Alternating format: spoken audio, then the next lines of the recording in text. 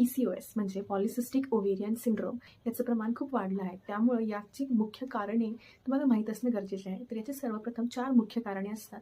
ते म्हणजे तुमच्या हॉर्मोन्सचं इम्बॅलन्स होणे म्हणजे असंतुलितपणा. म्हणजे जो पुरुषांचा हॉर्मोन असतो अँड्रोजन नावाचा तो तुमच्यामध्ये थोड्या प्रमाणात असतो, महिलांमध्ये पण थोड्या प्रमाणात असतो. पण त्याचं प्रमाण जेव्हा वाढतं त्यामुळे तुमच्या अंड्याच्या वाढीमध्ये आणि ओव्ह्युलेशनमध्ये अडथळा निर्माण होतो. नंबर 2 जीवनशैलीमध्ये बदल. म्हणजे आहारामध्ये खाण्यापिण्याची वेळ बदलली असेल, त्याचबरोबर तुमच्या जीवनामध्ये व्यायाम कमी झाला असेल, बैठी जीवन झालं असेल, तर वजन वाढणे या गोष्टींमुळे हा रोग होण्याची शक्यता असते. नंबर 3 अनुवांशिक कारणे.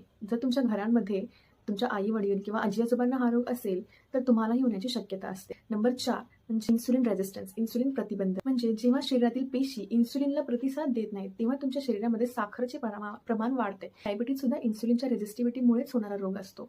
तर तुमचं जेव्हा साखरेचं प्रमाण वाढतं, तेव्हा तुमच्या बॉडीमध्ये अजून जास्त इन्सुलिनची लेव्हल वाढते आणि त्यामुळं तुमच्या बॉडीमध्ये अँड्रोजन जो मी हॉर्मोन तुम्हाला सांगितलं त्याचं प्रमाण वाढतं आणि परत त्यामुळे तुमच्या अंडाशयामध्ये अडथळे निर्माण होतात. तर या सर्व गोष्टींची तुम्ही काळजी घ्या आणि PCOS पासून दूर राहा.